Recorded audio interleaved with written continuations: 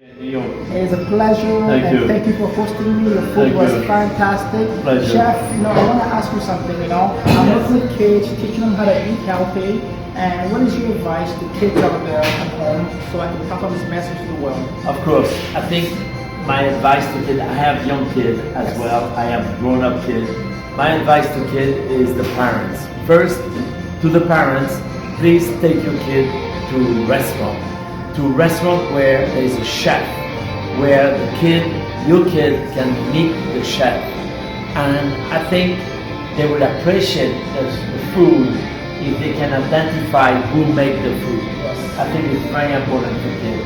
And chefs, you cannot imagine how happy a chef is when he sees children in his restaurant. So it's to the parents to take them to the restaurant. Another one is to also take them to the market, take them to the farmer's market, take them to the supermarket, make them involved with choosing what dinner will be, and get them involved with preparing dinner as well. I think that's very important. Fantastic. It's Chef Bongo, Super Chef with Chef Daniel. Fresh is best. Thank you, Robert Daniel.